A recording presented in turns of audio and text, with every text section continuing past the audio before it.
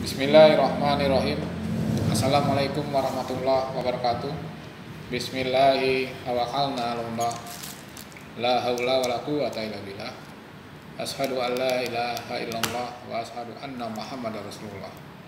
Alhamdulillah, pada hari ini saya akan menyampaikan tentang qiyas al-qulub dalam ilmu mantik logika.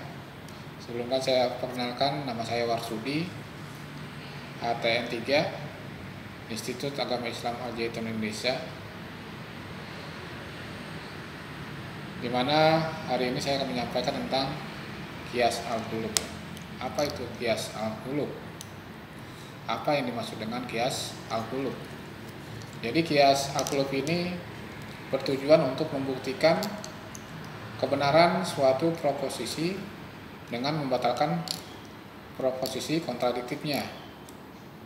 Jadi qiyas al-qulub ini digunakan berdasarkan suatu asas yang menyatakan bahwa kebenaran itu tidak akan keluar dari suatu asas.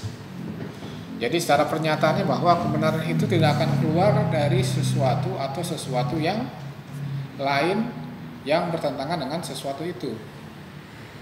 Jadi begitu saudara, bahwa yang dimaksud dengan dua hal yang bertentangan tadi, ya, tidak mungkin saling terhimpun ataupun menyatu, karena sebagaimana keduanya juga tidak mungkin saling terangkat. Nah, itu tentang qiyas al-qulub. Terus bagaimana metode penerapan qiyas al-qulub ini?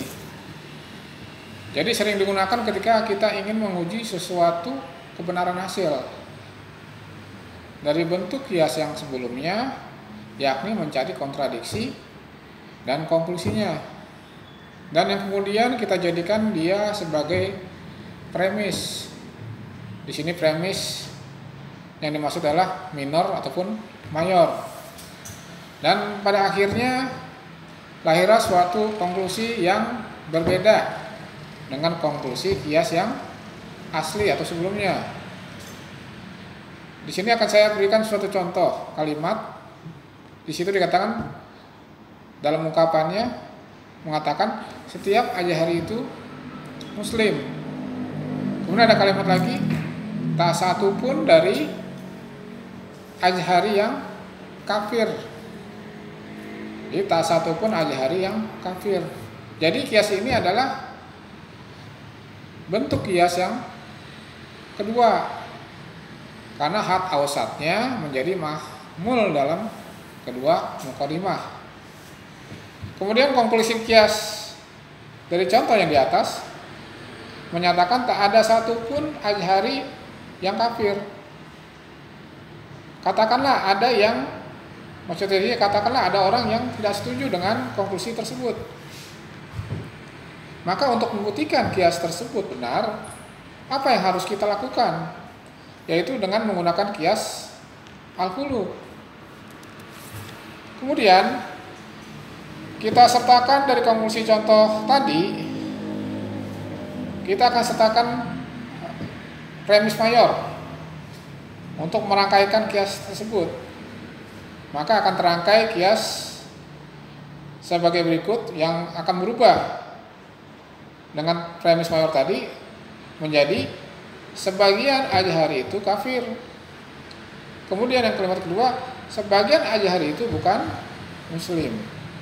Jadi kita lihat dari qiyas kedua ini dengan premis pertama dengan qiyas yang asli.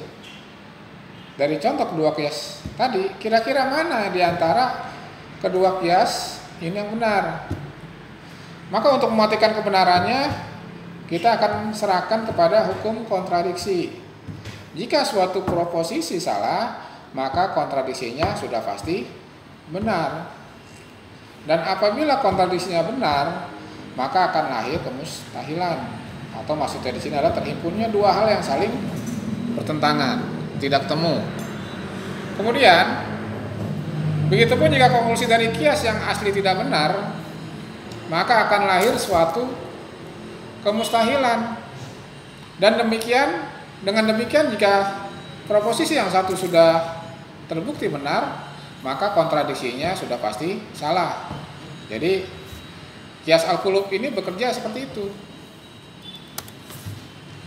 Contoh lain, ada pernyataan bahwa semua pelajar Al-Azhar itu adalah Sunni.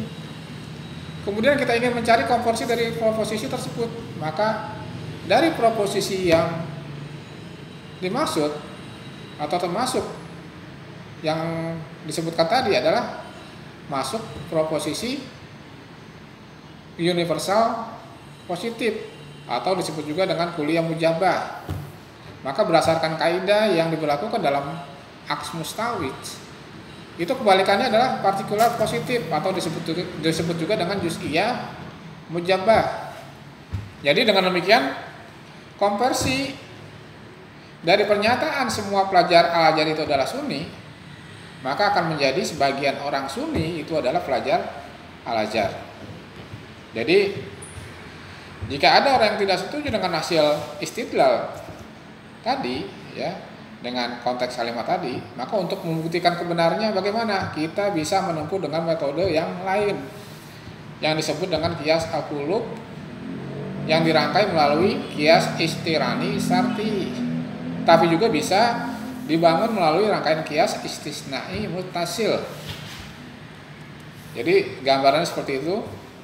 Di mana tadi yang saya sebutkan dari qiyas istirani syarti dan qiyas istisnai muttasil itu adalah bangunan qiyas al-qulub. Jadi